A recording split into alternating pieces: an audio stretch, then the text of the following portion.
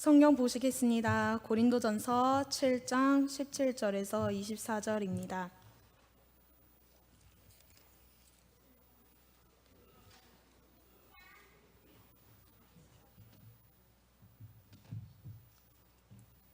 다 찾으셨으면 성경 봉독하겠습니다.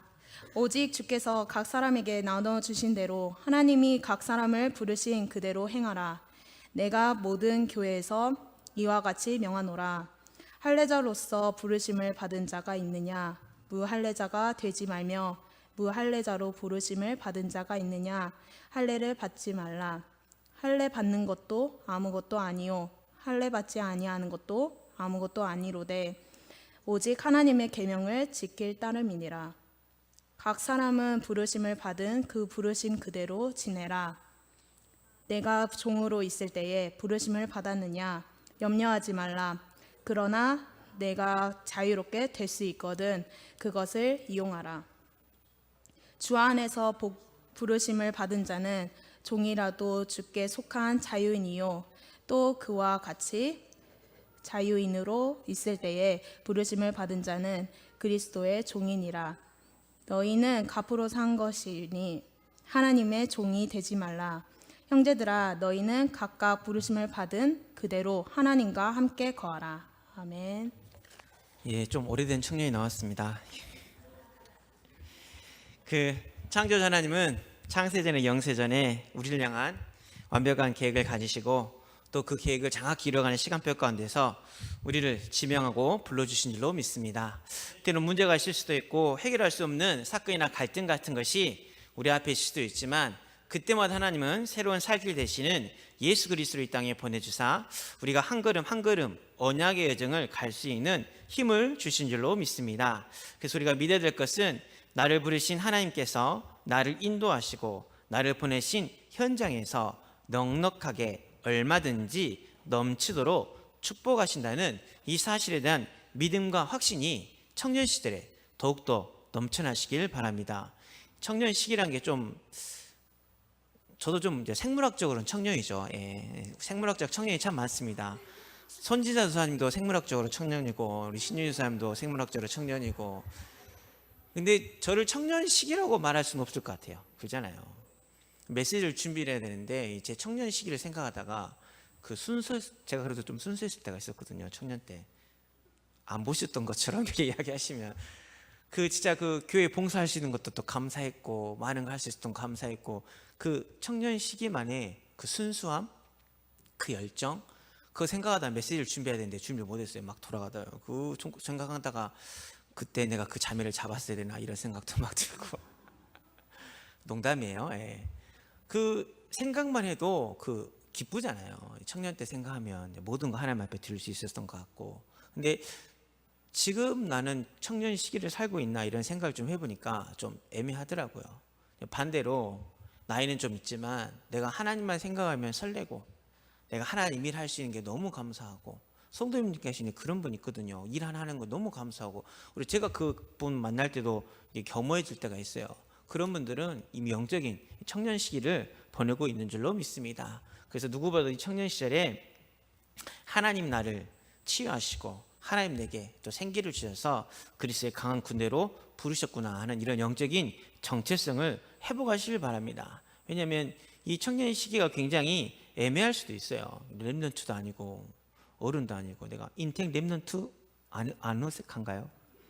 어색한가요? 인텍 랩런트? 어색하진 않네. 우리 인텍이 아직까지 랩런트 같은데 누가 저한테 청년이라고 홍준호 랩런트 그러면 되겠어요? 청년이 정말 애매해요. 애매해. 랩런트도 아니고 어른도 아니고 집에서 용돈을 받는 것도 아니고 집을 책임지는 가장도 아니고 뭔가 애매한 포지션이거든요. 그러다 보니까 집에 있든지 교회에 있든지 사회에 있든지 자기 정체성을 확립하지 못하면 자기 생각대로 살 수 있어요. 또는 세상과 일에 취해가지고 세상에 만들어 놓고 세상에 오는 그 길을 자기도 모르게 따라가 버릴 수가 있거든요. 인생이 가장 아름다운 시기고 고귀하고 아름답고 열정적이고 불같은 시기인데 이때 사단에게 빼앗기지 않고 하나님 이때 왜 나를 부르셨는지 그 정체성을 회복하여서 각 사람에게 나누어 주신 대로 부르시니까 하나님의 언약을 이루어 나가시기를 바랍니다. 그래서 우리 17절 먼저 보면 오직 주께서 각 사람에게 나눠주신 대로 하나님이 각 사람을 부르신 그대로 행하라. 하나님이 나에게 나눠주신 대로 하나님이 나를 부르신 그대로 행하라. 우리 20절에도 보면 각 사람은 부르심을 받은 그 부르심대로 지내라. 하나님 우리에게 이렇게 말씀하고 계신 거죠. 왜냐하면 우리를 갑으로 사셨다 그랬어요. 하나님이 대속하시고 속량하셔서 우리가 세상과 환경에 종이 되지 말라. 24절 형제들아 너희는 각각 부르심을 받은 그대로 하나님과 함께 거하라. 이게 하나님이 지금 우리에게 주신 언약의 말씀인 줄로 믿습니다. 그래서 첫 번째로 좀 자세히 보면 소름 부분인데 우리 18, 19절 한번 다 같이 보겠습니다. 할례자로서 부르심을 받은 자가 있느냐 무할례자가 되지 말며 무할례자로 부르심을 받은 자가 있느냐 할례를 받지 말라. 할례를 받는 것도 아무것도 아니요 할례를 받지 아니한 것도 아무것도 아니로되 오직 하나님의 계명을 지킬 따름이라. 아멘. 뭐 할례나 무할례냐 뭐 지금 우리 편으로 하면 나는 모태 렘넌트냐 아니냐 뭐 우리 부모님은 믿음이 있느냐 없느냐 난 집안의 영적인 배경이 좋냐 안 좋냐 그게 아무것도 아닌 거거든요. 근데 그런 거에 영향을 좀 받을 수가 있어요. 내가 감사하게 예수 믿는 부모님 밑에서 많은 기도의 배경 속에 부름을 받았다면 그냥 그것이 축복이고 감사할 거고 내가 이런 영적인 배경 속에 흐름 속에 있다는 사실을 깨달으면 되는 것이고 혹시 우리 부모님이 신앙생활하지 않고 있다면 괜히 그것으로 주눅들거나 자책하거나 낭망하지 말고 그 가운데 나를 부르신 하나님의 계획이 무엇이고 또 나를 통해서 하나님이 우리 가정 가문에 하실 일이 무엇인지 기대하면서 나아가면 되는 것이거든요. 근데 뭐 신앙생활이 군대 생활도 아니고 뭐 렘넌트 몇 년 차 뭐 그런 건 없지만 모태 신앙인 아니네. 물론 좀 차이가 있어요. 근데 그걸 뛰어넘어야 되거든요. 뭐 금수저냐 흙수저냐 그런 말도 많잖아요.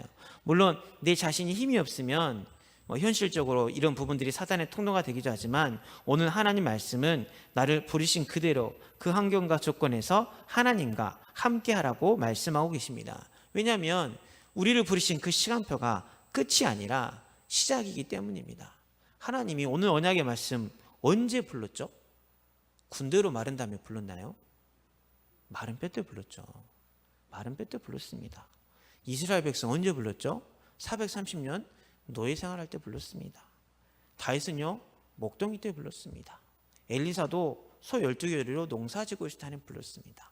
12제자도요 어부하고 세리하고 천대받고 멸시받고 있을 때 불렀어요. 좀 잘 나가는 바울은 언제 불렀죠? 핍박자할 때 불렀습니다. 하나님은 모든 것을 준비하고 부르신 분이 아니에요. 그랬다면 우리 열심히 시험 쳐야죠. 열심히 시험 쳐야지. 준비 다 해야 되고 착하게 하루에 3번 이상 죄지면 안 되고 막 율법. 근데 하나님은 그거를 부르신 게 아니라 내가 약할 때 내가 마른 뼈 있을 때 포로되고 속국되고 놓였을 때 우리가 본질상 진노의 전약 가운데 있을 때 하나님 우리를 부르신 줄로 믿습니다.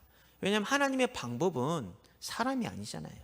하나님의 방법은 언약이고 하나님의 방법은 말씀이고 하나님의 방법은 성령이고 하나님의 방법은 말씀을 통해서 그 언약을 이루시는 그것이 하나님의 방법이기 때문에 하나님이 그런 상황 속에서 나를 있는 곳에서 나를 부르셨다는 그 사실을 믿고 먼저 나에게 생기를 공급하고 또 다른 사람에게도 그 생기를 공급하여 하나님의 군대라는 그런 영적인 정체성을 먼저 회복하시길 바랍니다. 그게 중요해요. 포지셔닝이 굉장히 중요하거든요. 정체성이 없으면 흔들립니다. 그러면 때론 내가 종으로 있을 때 분을 받아도 상관이 없습니다. 21절에 보니까 내가 종으로 있을 때 부르심을 받았느냐 염려하지 말라 그러나 내가 자유롭게 될 수 있거든 그것을 이용하라. 때론 내가 종의 상황이 될 수도 있어요. 이게 대학 때까지는 그래도 실수해도 좀 봐주잖아요.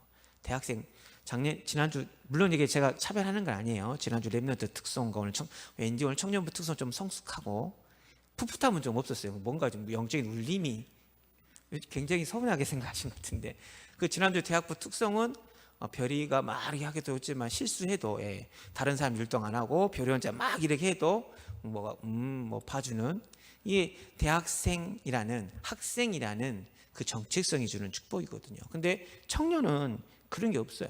누군가는 여기도 보면 직장 생활하는 친구도 있을 것이고 미래를 위해 준비하고 있는 친구도 있을 것이고 알바하는 친구도 있을 것이고 굉장히 환경적인 게 나를 얽매일 수가 있거든요. 근데 그게 나한테 이 종처럼 역할을 할 수가 있어요. 종처럼 나를 얽매일 수가 있거든요. 왜냐하면 우리 로마서 6장 16절에 보니까 너희 자신을 종으로 내주어 누구에게 순정하든지 그 순정을 받는 자의 종이 되는지를 너희가 알지 못하느냐. 혹은 죄의 종으로 사망에 이르고 혹은 순종의 종으로 의에 이르니라. 이 내 정체성이 올바로 확립이 안 되면 그 주어진 환경 때문에 괜히 비교하게 되거든요. 나는 그러니까 저도 우리 이제 희주가 이제 좋게 잘 희주 선생님이 합격을 했으니까 다행인데 희주 선생님한테 제일 인사하기 힘든 게 그냥 잘 지내냐 물어보는 게 힘들더라고요. 희주 선생님 오래 공부를 했잖아요. 오랫동안 공부를 했으니까 그 공부하고 있는 사람들은 그냥 잘 지내냐고 물어본 건데 그 말 한마디가 너 아직도 공부하냐? 이렇게 말하는 그러게 들리면 어떡하지? 너 지금 뭐하니? 이렇게 왜냐면 저도 좀 공부를 오랫동안 해봤기 때문에 그냥 성도님들은 반가워서 물어본 한마디인데 괜히 내 환경이 그러다 보니까 물어보는 안부가 그렇게 느껴질 수도 있어요. 분명히 또 하나님 내게 비전 주고 꿈을 주셨는데 내가 현실적으로 잠시 알바를 해야 될 수도 있어요. 근데 알바하면 이게 알바의 유혹이 있거든요. 올무 같은 게 있어요. 왜냐하면 생활비를 안 드니까 뭐 집값 그런 게 안 나가니까 알바하면 나 혼자 용돈 좀 쓰고 사고 싶은 거 좀 사고 친구들 만나는 게 딱 좋거든요. 그래서 이달까지만 그만하고 내 미래를 위해서 준비해야지. 그러다가 한 달 더 하고 그러다가 한 달 더 하고 이게 알바의 굴레라고 반복되는 거라고 그냥 알바하는 것처럼 또 지내는 그런 게 될 수도 있거든요. 그러다 보면 환경과 조건에 괜히 얽매이게 되거든요. 근데 오늘 하나님 우리에게 뭐라고 말씀하고 계시냐면 내가 종으로 있을 때 부르심을 받았느냐 염려하지 말라. 그러나 내가 자유롭게 될 것은 그것을 이용하라. 22절에 주 안에서 부르심을 받는 종이라도 주께 속한 자유인이라고 말씀하셨거든요. 우리는 그리스도께 속한 자유입니다. 생명의 성령의 법이 죄와 사망의 법에서 우리를 완전히 해방한 그런 자유인이거든요. 근데 자칫 잘못하면 그런 환경적인 것에 얽매일 수가 많이 있어요. 친구들 결혼하면 이제 누구는 집에서 얼마 대준다더라, 누군 뭐 해준다더라, 그런저런 이야기를 하게 되고, 넌 연봉이 얼마니? 괜히 또 친구들 중에 차 있는 친구 있으면 나는 뚜벅인데 친구는 차 타고 모임 나타나오면 친구가 오늘은 이번 달은 내가 보너스 탔으니까 내가 결제할게 다 하면 이제 괜히 좀 우리 애들은 눈빛이 안 그러네. 목사님 왜 저런 이야기를 하지? 막 그렇게 저를 쳐다보고 있어서 감사한데, 근데 제가 드리고 싶은 이야기는 내가 속는 게 있어요. 가정 가문의 영적인 배경이 속는 게 있고 내가 종처럼 속는 부분이 있거든요. 그래도 괜찮다. 속아도 괜찮다. 왜냐하면 우리는 그리스도 안에서 자유인으로 하나님 나를 불러주셨다. 거기에 대한 믿음이 있어야 되거든요. 근데 반대의 경우도 있죠. 반대의 경우. 직장도 좀 번듯하고 돈이나 환경적인 부분이 좀 여유롭고 넉넉하고 그런 사람도 있거든요. 근데 그런 사람들은 또 뭐에 서냐면 거기서 안주해요. 여기가 좋사오니, 여기가 좋사오니, 여기가 좋사오니. 그게 또 내가 순종을 받는 사단에게 속는 것이거든요. 근데 그 순간순간에 내 감정과 환경과 조건에 눈에 보이는 것에 순종하지 말고 마른 뼈를 보지 마시고 노예의 포로 속국되는 그런 상황을 보지 마시고 된다 안 된다 그러게 말씀하지 마시고 있는 내 모습을 그대로 부르시고 그 현장 가운데서 그리스도의 사랑을, 그리스도의 은혜를, 하나님의 비밀을 체험할 수 있는 우리 청년부와 우리 모든 성도님이 되시길 바랍니다. 왜냐하면 그 자리에서 하나님 날 부르셨다니까요. 우리 어르신들도 마찬가지입니다. 지금 내가 할래냐 뭐 할래냐 그런 것 때문에 뭐 신앙이 직분이 뭐냐 신앙생활 똑바로 하냐 안 하냐, 내가 지금 돈에 매여 있고 상처에 매여 있고 환경에 매여 있고 그런 환경에 순종할 때가 너무나도 많이 있거든요. 그런데 하나님 떠나서 마귀에게 종된 나에게 생명의 성령의 법으로 참된 자유와 생명을 주신 예수 그리스도를 바라보시길 바랍니다. 할례 필요 없잖아요. 예수 피면 단번에 영원히 온전케 하셨잖아요. 하나님 만나는 길을 열어주신 주 예수 그리스도를 바라보면 우리가 참된 자유와 해방을 누릴 수 있고 이 사탄의 세력을 완전히 깨뜨리신 만왕의 왕 되신 예수 그리스도 이름을 부르면 우리의 영혼이 치유받을 줄로 믿습니다. 우리의 환경이 치유받을 수 있습니다. 그래서 내 스스로 그 믿음을 고백하면 하나님 우리를 여호와의 지극히 큰 군대로 만들어 주셔서 부르신 그 자리에서 부르신 그대로 하나님과 함께함의 비밀을 누릴 수 있는 영적인 군대로 쓰임받게 하실 줄로 믿습니다. 그러면 하나님 나를 어느 현장에 부르셨는지 그 믿음을 고백할 수 있어야 되는데요. 첫째로 이제 유광수 목사님이 우리 렘넌트들한테 주신 이야기인데 세 가지 현장을 이야기하시더라고요. 가정, 교회, 학교, 그 이야기를 하셨거든요. 가정은 안식처다. 교회는 영적인 힘을 얻는 것이다. 학교는 앞서갈 수 있는 것을 배우는 것이다. 청년도 보면 이제 학교라는 곳이 현장이 됐겠죠. 내가 있는 곳에서. 하나님은 우리 청년을 먼저 교회 안에서 무엇으로 부르셨냐면 렘넌트 이끌어갈 수 있는 렘넌트의 리더로 불러주신 줄로 믿습니다. 새벽 이슬 같은 주의 청년이라 했잖아요. 새벽은 앞서가는 리더죠. 지금 우리 대학생들이 좋은 취업, 또 우리 렘넌트들은 좋은 대학을 가면 그게 성공인 줄 알거든요. 근데 막상 대학 가면 뭘 어떻게 해야 될지 몰라요. 1학년부터 4학년까지 뭘 준비해야 될지 아무것도 모릅니다. 영육간에 어떻게 준비하고 어떻게 인도받고 어떻게 도전해야 되는지 그걸 아무것도 모르는데, 그런 렘넌트 우리 교인이 너무나도 많은데 하나님이 나를 청년이라는 이 시절에 부르시고 우리 교회에 헌신할 수 있는 시간표를 주셨구나라는 그런 영적인 정체성을 가지시길 바랍니다. 이 마지막 시기예요. 결혼하면 자기 자녀에 집중하는 건 당연한 거예요. 그건 또 어쩔 수 없죠. 근데 결혼하면 우리 교회도 있죠. 나는 계속 청년부 할 거라 그래 놓고 바로 마리아에 좀 바로 당연히 넘어가고 예, 그게 돼요. 결혼하면. 왜냐하면 환경이 다르거든요. 고민이 다르거든요. 근데 이 청년 시절이 마지막 시절이 뭐냐면 내가 우리 렘넌트에게 뭔가를 전달해 줄 수 있는, 지금 내 위치가 공무원이냐 뭐 취업 준비생이냐 직장이냐 뭐 알바냐 그게 중요한 게 아니라 하나님이 나를 청년 시절에 우리 렘넌트를 뭔가 줄 수 있는 사람으로 불러주셨는데, 하나님 내가 후대에게 생기를 줄 수 있는, 언약을 줄 수 있는, 나의 시행착오를 전달할 수 있는 그런 렘넌트가 되게 하여 주옵소서. 거기에 대한 정체성을 스스로 심으시길 바랍니다. 하나님은 우리 청년부를 렘넌트를 넘어서 렘넌트 리더로 불러주신 줄로 믿습니다. 그래서 디모데후서 2장 1절에서 7절 보면 많은 게 나오잖아요. 이제 군사가 나오고 경계하는 자가 나오고 또 수고하는 농부가 나오는데, 군대 갔다 오시면 잘 아시겠지만 어떤 사수를 만나는가 굉장히 중요하죠. 사수가 바로 내 윗선배거든요. 사수한테 일을 잘못 배우면요 정말 제대할 때까지 고생합니다. 일을 제대로 배워야 돼요. 어떤 사수를 만나느냐가 굉장히 중요하거든요. 우리 렘넌트들에게 사수예요. 여러분들은 내가 시행착오 겪었던 거, 내가 대학 시절에 실수했던 거, 내가 청소년 시절에 했던 것을 제대로 가르쳐주는 그런 사수가 되고요. 또 경기하는 자, 박세리 선수가 나와가지고 우리나라 골프 붐이 불었잖아요. 깃발된 한 사람, 김연아 선수 하나 나와가지고 탁 이렇게 부었잖아요. 찬호박, 박찬호 선수 한 명 나와가지고 류현진도 나오게 되고, 우리 의철이가 이제 메이저리그 가야 되는데, 의철이 메이저리그 아멘 안 해주시네요. 메이저리그 가야 되는데, 그 사람이 딱 경기하는 앞에 딱 모델적인 사람이 있으면 뒤따라가는 사람이 편한 거거든요. 박찬호나 추신수가 그렇게 계약을 잘 해놓으니까 이번엔 류현진도 이렇게 계약을 좀 잘 할 수 있을 거고, 그런 경기하는 자의 모델로 또 부르셨고, 수고하는 농부라고 그랬어요. 귀농하신 분들이 누굴 찾아갈까요? 어떤 농사를 지었던 그런 분들을 찾아가죠. 내가 교회 안에 있는 이유가 우리 렘넌트들이 나에게 찾아와서 고민을 이야기하고 미래에 대한 것을 보여줄 수 있는 그런 렘넌트 리더로 불렀다는 그런 정체성이 필요하거든요. 물론 목회자나 부모님이나 선생님이 필요 없다는 말이 아니라 아이들이 실질적인 고민을 이야기할 수 있는 그런 대상이 우리 청년부거든요. 우리 중직자분들은 먼 미래에 모델적이고 대표적이고 상징적인 롤 모델이라면 우리 렘넌트들은 바로 앞에 고민들이 있거든요.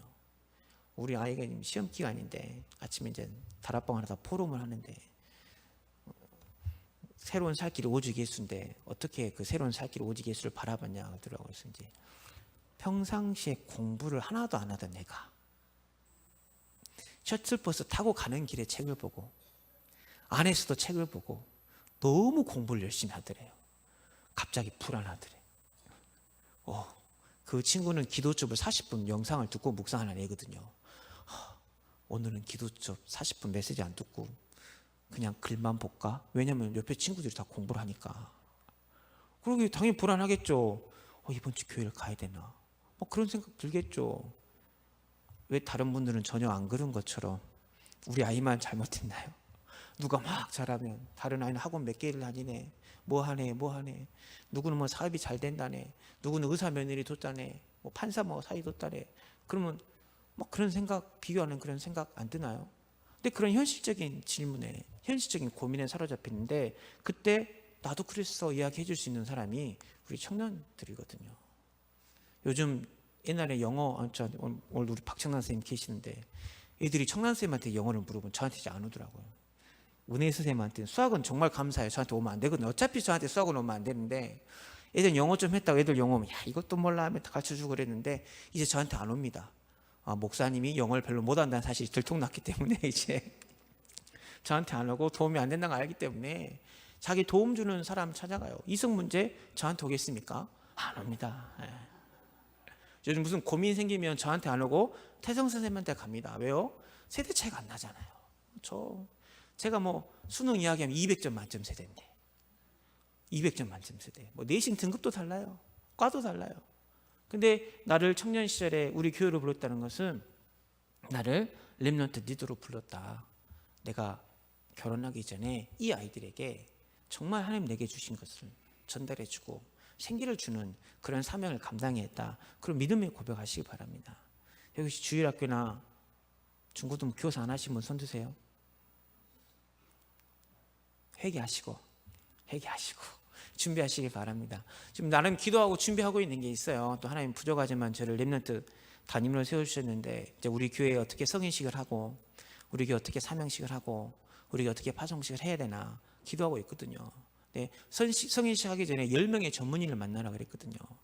우리 아이들이 기도하는 게 중학교 졸업하면 그걸 성인식으로 해서 미래에 대한 비전이 있고 꿈이 있으면 중학교 졸업하기 전에 전문인을 좀 소개시켜서 그 전문인을 만나서 성인식도 좀 생각을 하고 있고, 그 다음에 고등학교 졸업하면 사명을 줘야 되잖아요. 대학 현장에 대한.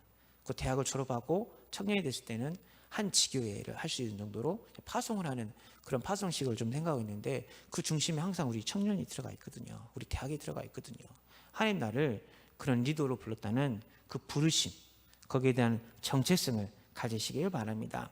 두 번째로 우리 청년들이 가져야 될 정체성이, 또 우리 모든 성도님들이 가져야 할 정체성이 뭐냐면, 나를 가정의 영적인 리더로 부르신 줄로 믿습니다. 가정을 안식처라고 이야기하시더라고요.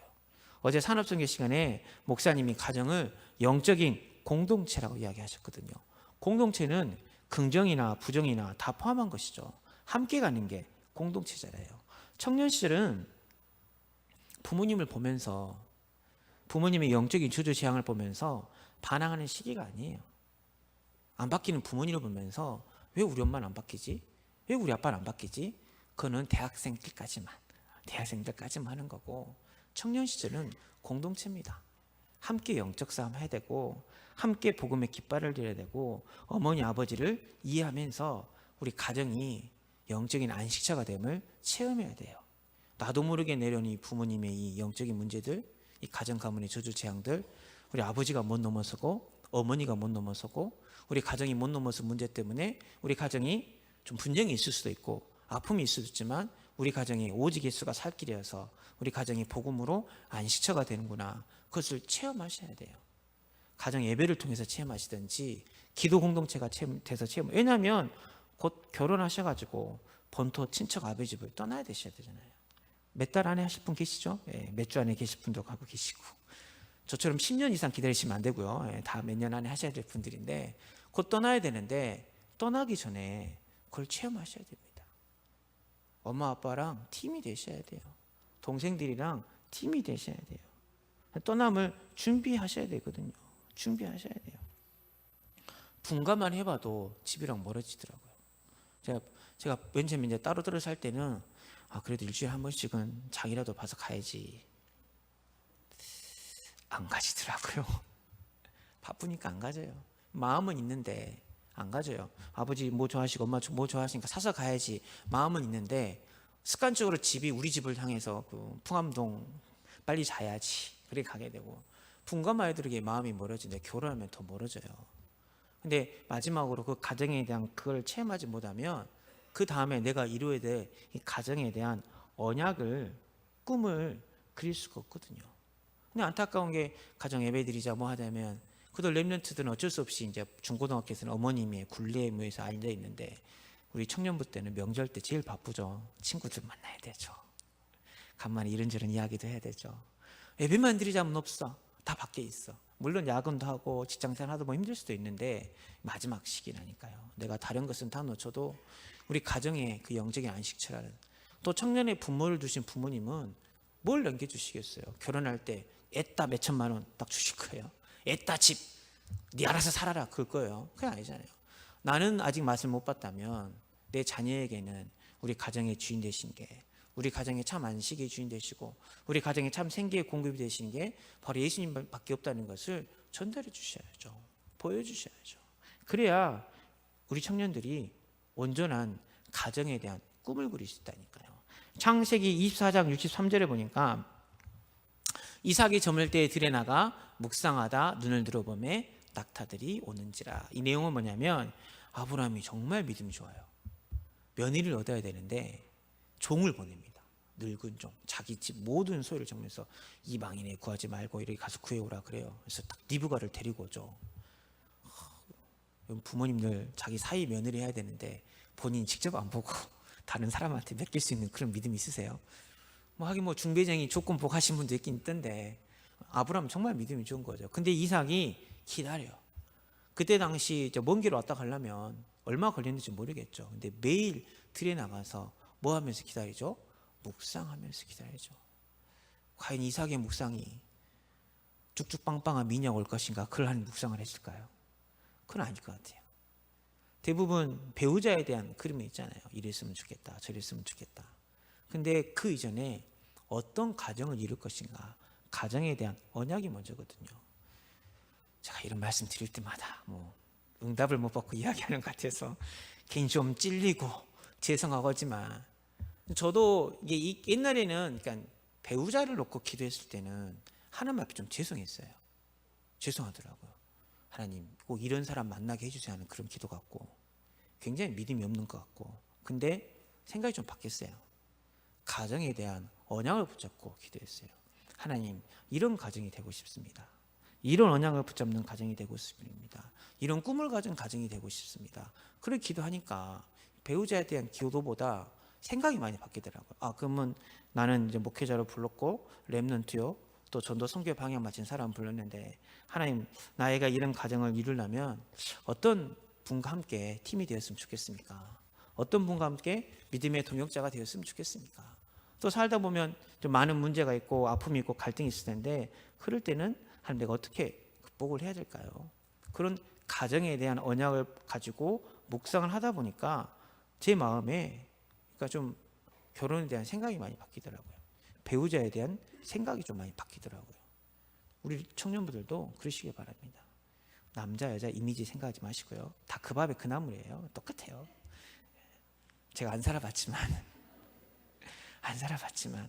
다 그러시더라고요. 다 똑같다 하시더라고요. 목사님도 다 그 밥에 그 나물이다 그렇게 하시더라고요. 영적인 거 아니면 아무 의미 없다 그렇게 이야기하시더라고요. 그래서 대상이 누구인지 모르지만 그 이미지를 그려야 돼요. 묵상을 하면서. 어떤 이미지요? 문제가 오면 함께 이렇게 기도하겠다. 교회 위기가 왔을 때 이렇게 헌신하겠다. 렘넌트에선 이렇게 얼마나 하겠다. 그 가정에 대한 그릴 때 하나님 정확한 시간표 가운데 만남의 축복을 우리에게 허락하실 줄로 믿습니다. 노아에게 주신 그 가정의 영향은 방주잖아요. 그러면 노아 집안의 방향은 뭐예요? 먹든지 마시든지 뭘 안에 방주를 지어야 돼요. 어느 동안요? 120년 동안에 사람들이 손가락질해도 모든 게 방주 중심으로 가야 되죠. 그냥 방주만 지은 게 아니라 모든 짐승들을 다 먹일 수 있는 가축까지 했어요. 노아 집안 아마 사치는 없었을 거예요. 아마 그거 다 모아야 되니까. 아브라함 가정은 그러면 혹시 내 부인 될 사람이나 내 남편 중에 복음을 믿지 않는 사람이 우리가 첫 스타트라면 우리 가정은 영적 싸움 좀 심하게 해야겠다. 그러면 진짜 기도만을 놓치지 말아야겠다. 가정의 매만 놓치지 말아야겠다. 그런 그 가정에 대한 언약. 또 너무나도 감사하게 양 가문이 복음의 명문가고 3, 4대 예수 믿는 사람과 만났다면 이게 끝이 아니라 100년의 응답, 1000년의 응답, 영원한 응답을 준비해야겠다. 그런 그림을 그려가실 때 하나님께서 우리 청년들을 가정의 리더로 만들어주시고 또 앞으로 이끌어야 될 그 가정을 하나님께서 축복하실 줄로 믿습니다. 그래서 우리 부모님들이 좀 많이 도와주셔야 되고요. 자녀들 앞에서 그 좀 많이 해주셔야 되고. 왜냐하면 렘넌트 사역의 끝은 가정이거든요. 그리고 우리 청년들은 곧 떠나야 되니까 앞으로 본토 친척 아비 집을 떠날 나의 그 가정에 대한 그 언약을 먼저 생각하시고 그 비전을 가지고 그 다음에 그게 이미지가 되어져서 그림을 그리면 그 가정이 인생 작품으로 만들어질 줄로 믿습니다. 세 번째, 우리 청년들 하나님께서 물어보시냐면 산업의 리더로 불러주신 줄로 믿습니다. 지금 말이 많아요. 4차 산업 급변하는 시대다. 전쟁, 기근, 재앙이 끊이지 않고 10년 이상 디지털 사업이 거의 없다, 이런 분석들이 나오는 건데, 그건 사람의 말이고요, 사람의 수준이고요.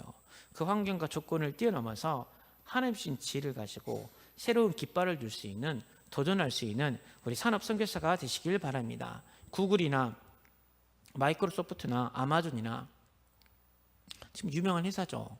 근데 다 창업을 청년 때 했어요. 그 인터넷에 짤방이라 그러는데 재밌는 짤방이 있어요.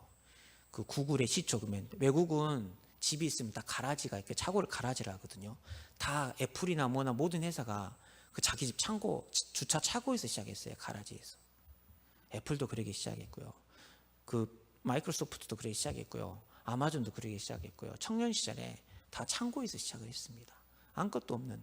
그렇지만 하나님 그 청년 시절에 그 시작한 것을 하나님이 아닌 불신자들도 청년 때 그렇게 미래를 보고 도전하니까 지금은 세계를 이끌어가는 그 기업이 됐거든요. 하면 좀 복음 가진 우리인데 하나님 우리에게 말씀을 주셨잖아요. 이사야 60장 1절 3절 보면 일어나 빛을 발하라. 이는 내 빛이 이르렀고 여호와의 영광이 내 위에 임하였음이니라. 보라, 어둠이 땅을 덮을 것이요 캄캄함이 만민을 가리우니와 오직 여호와께서 내 위에 임하실 것이요 그 영광이 내 위에 나타나리니 나라들은 내 빛으로 왕들의 빛이는 내 광명으로 나아오리라. 아멘. 여기 말씀을 보면요, 2절 한번 볼까요? 보라, 어둠이 땅을 덮을 것이요 캄캄함이 만민을 가리웠다 그랬거든요. 어둠이 덮고 캄캄함이 가린 거예요. 빛이 없는 게 아닙니다. 왜 우리 어두워요? 태양이 어둡나요? 뭐가 가린 거예요? 구름이 가리고 달이 가린 거잖아요. 빛은 그대로 있어요. 하나님 우리에게 생명의 빛을 주셨습니다. 창조의 빛을 주시고 치유하는 빛을 주시고 복음 경제의 빛을 우리에게 주셨는데 이 세상이 가리워 버렸어요. 덮어 버렸어요. 그래서 속아요. 내가 뭘 하겠나, 뭘 하겠나, 뭘 하겠나. 제가 지금도 기억하는 그 눈빛이 있는데 정말 창피한 눈빛이 하나 있어요. 대학 시절에 자원봉사를 했어요. OECD 자원봉사를 했는데 그땐 제가 조금 영어를 했습니다. 조금 영어를 해가지고 OECD 부회장이 광주에 왔는데 제가 통역하고 수행비서하는 역할을 자원봉사를 같이 했었어요. 대학교 4학년 때죠. 왜 한국 대학생들은 취업만 하려 하느냐, 공무원만 하려 그러냐, 창업을 해라, 창업을 해라 막 그렇게 이야기하고 그러면서 창업하기가 한국 너무 힘들다, 한국 상황이 안 좋다 그랬더니 정말 저를 약간 그 꿈도 없는, 그 미래에 대한 비전도 없는, 그날 이후로 저한테 말을 잘 안 걸더라고요. 말을 할 때 막 그 눈빛이 좀 또 그 눈빛이 전 지금 약간 좀 싫거든요. 기억에 남거든요. 안 된다, 안 된다 그런 생각에 사로잡힌 청년 시절은 나이가 아니라 그랬잖아요. 뭔가 꿈이 있고 비전이 있고 희망이 있고 도전이 있는 그런 청년 시기를 하나님 우리에게 주셨거든요. 속지 마십시오. 다니엘의 세 친구들 보세요. 세상 학문 다 배웠습니다. 세상 철학 다 배웠습니다. 심지어 이름도 바꿨습니다. 근데 하나님 그 가운데 10배나 뛰어난 지혜를 주셨어요. 이번에 특강 때 300% 뛰라 하시더라고요. 300%. 100%만 하지 말고 300% 뛰라 하시더라고요. 그럼 하나님 우리에게 오바다 같은 응답을 주세요. 오바다는 아합 왕에게도 인정을 받고 엘리야에게도 인정을 받았습니다. 섬기는 사장 밑에서, 섬기는 회사 밑에서, 악덕 같은 그 선배 고참 밑에서 정말 인정받을 수 있는 오직 유일성체 창조 응답을 한 우리 청년에게 줄 줄로 믿습니다. 그러다 보면 교회 안에서도 이렇게 응답받고 있는, 이 시대 보고 속을 이유가 없거든요. 이번에 그 알쓸 신잡이라는 TV 프로그램이 있는데 굉장히 우리나라 유명한 학자들이 나와가지고 막 여행 다니면서 막 지식 자랑하는 프로예요. 지식 자랑하는 프로인데 이번에 그리스를 갔는데 좀 물리학자의 그 말이 제 마음속에 좀 당기더라고요. 우리나라 최고의 물리학자고요. 정말 똑똑합니다. 물리하면 그분인데 그리스 델포이 신전 신탁을 받던 곳인데 거기를 그 사람 여행지로 선택을 했어요. 유희열이 물어보더라고요. 그러면 만에 하나 신에게 물어볼 게 있다면 뭘 물어보고 싶냐고 했더니 생뚱맞게 물리학자가 외계인이 있는지 궁금해서 물어보고 싶다는 거예요. 이유가 궁금하잖아요. 왜요? 그랬더니 외계인을 조사를 해가지고 DNA를 조사를 하고 싶대요. 일정한 법칙이 있는지 없는지. 왜냐, 그 다음 말이 진짜 허무함이 느꼈거든요. 우리 인간이 진짜 우연의 산물로 만들어졌다면 너무 허망할 것 같아요. 하나님이 지으신 걸 믿으면 되잖아요. 지식인인데 그걸 안 믿어요. DNA 보면 너무도 논리적이고 정확하고 질서와 법칙이 있거든요. 이걸 우연의 산물이라고 말할 수 없어요. 하나님이 창조주로 만든 건데 누군가 그걸 만들었던 걸 아는데, 법칙이 있다는 걸 아는데 인정하기 싫어가지고 이 인간이 빅뱅 이론처럼 뭐 진화론처럼 우연의 산물로 이렇게 다 해가지고 만들어진 게 자기 존재란 걸 한다면 너무 인생이 허무하지 않냐고, 삶이 허무하지 않냐고 그 이야기를 하더라고요. 근데 이 복음을 믿지 않으니까, 예수가 그리스도신 창조자를 믿지 않으니까 그 뛰어난 물리학자도 허무한 그 학문을 계속 연구하면서 살아요. 그래서 그걸 극복하고 싶어서 외계인이 만약에 있으면 외계인의 DNA를 조사해서 일정한 법칙을 발견하면 이게 우연의 산물이 아니라 이건 일정한 법칙이 있고 이렇게 존재하는구나, 그걸 발견하려고 말도 안 되는 그런 허무한 것을 쫓아가고 있거든요. 많은 사람들이 그런 허무한 데 굴복하고 헛된 것을 쫓아가고 있습니다. 그때 하나님 우리를 복음 가진 자로 부르셨거든요. 언약 가진 자로 부르셨거든요.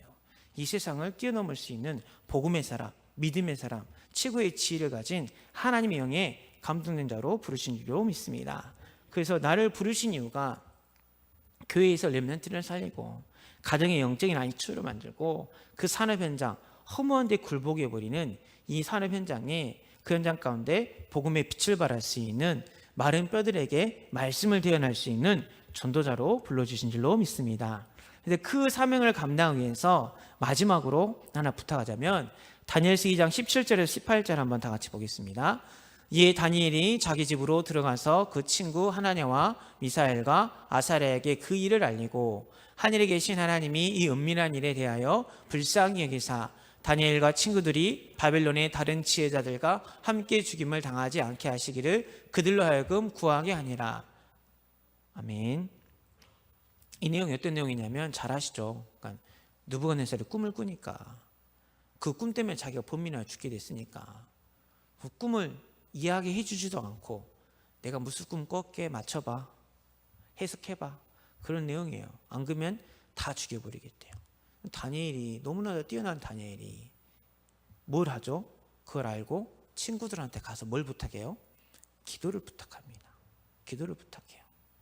10배나 뛰어난 다니엘이, 10배나 뛰어난 지혜를 받고 최고 총명한 다니엘이 혼자 할 수도 있을 것 같지만 자기 친구들한테 가서 이제 기도를 부탁하거든요. 하나님 우리를 부르셨고 부르신 그 자리에서 리더를 세우실 텐데 우리 청년부가 이렇게 다니엘과 새 친구들처럼 기도를 부탁할 수 있는, 또 하나님 앞에 기도할 수 있는 그런 청년들이 되었으면 좋겠습니다. 제일 아름다운 게 기도하는 청년입니다. 기도하는 청년이에요. 기도하는 뒷모습이 제일 아름답습니다. 가장 좋은 인간관계요, 기도를 부탁할 수 있는 인간관계예요. 다니엘이 그 친구들한테 기도를 부탁하잖아요.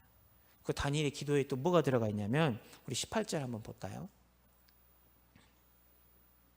하늘에 계신 하나님이 은밀한 일에 대하여 불쌍히 여기사 다니엘과 친구들이 바벨론의 누구죠? 다른 지혜자들과 함께 죽임을 당하지 않게 하시기를 위하여. 자기와 자기 친구들만이 아니라 바벨론에 있는 다른 지혜자들, 허물과제로 죽어서 마른 뼈처럼 말씀을 대언해 준 자가 없어서 죽어가고 있는 소망 없는 그런 다른 지혜자들을 위하여, 그 성공을 향해 쫓아가고 있는 내 친구들 위하여, 직장 상사들을 위하여 같이 기도해 주는 사람이 가장 그릇이 큰 사람인 줄로 믿습니다. 하나님 그러라고 우리를 부르셨습니다. 하나님 그러라고 우리를 세우신 줄로 믿습니다. 그래서 하나님 나를 부르신 그 자리에서 하나님이 원하시고 기뻐하신 뜻이 무엇인지 분별하여서 그 부르신 그곳에서 그 귀한 사명을 감당할 수 있는 새벽 이슬 같은 주의 청년이 되어져서 강한 군대가 되어져서 하나님의 역사하심을 날마다 보고 체험할 수 있는 언약의 여정을 갈 수 있는 우리 청년부, 또 우리 모든 성도님 되시기를 바랍니다. 기도하겠습니다. 살아계신 하나님 감사와 찬양을 드립니다. 하나님, 우리의 눈이 마른 뼈를 볼 때가 있습니다. 환경을 볼 때가 있습니다. 조건을 볼 때가 있습니다. 하나님, 그러나 그런 것을 보는 것이 아니라 하나님이 나에게 나눠주신 대로 그 환경 가운데 나를 부르셨다는 그 믿음을 고백하면서 하나님 앞에 나아가게 하여 주옵소서. 나를 가정을 치유할 수 있는, 렘넌트를 치유할 수 있는, 이 산업인을 치유할 수 있는 영적인 리더로 불러졌다는 그 영적인 정체성을 날마다 고백하면서 내 영혼에, 내 삶에 생기를 불어넣어 줄 수 있는 저희들이 되게 하여 주옵소서. 그래서 영적 삶에 이기고 또 이기는 강한 군대가 되어줄 수 있는 은혜를 허락하시옵시고, 그게 우리 힘으로 할 수 없사오니 다니엘이 친구들에게 기도를 부탁하고 함께 기도했던 것처럼 기도할 수 있는 청년부가 되게 하여 주옵소서. 서로 기도를 부탁할 수 있는 영적인 공동체가 되게 하여 주옵소서. 또 바벨론의 다른 지혜자를 위해서 기도했던 것처럼 정사와 권세자분들을 향하여 237개국을 향하여 기도할 수 있는 청년부가 되어져서 우리 청년부로 말미암아 전 세계가 살아나는 그 응답을 꿈꾸고 볼 수 있는 은혜를 허락하여 주시옵소서. 예수님의 이름으로 기도옵나이다. 아멘. 이제는 우리 주 예수 그리스도의 은혜와 우리를 강한 군대로 불러주신 하나님 아버지의 크고 놀라우신 사랑과 날마다 생기를 더하시는 성령의 내주인도 교통 충만하시니 하나님이 부르신 그곳에서 부르신 그때로 하나님을 바라보면서 하나님 교회와 가정과 현장의 리더가 되기 원하는 우리 모든 청년부에, 우리 모든 성도들의 그의 가정과 가문이 이로부터 영원토록 함께 있을지어다.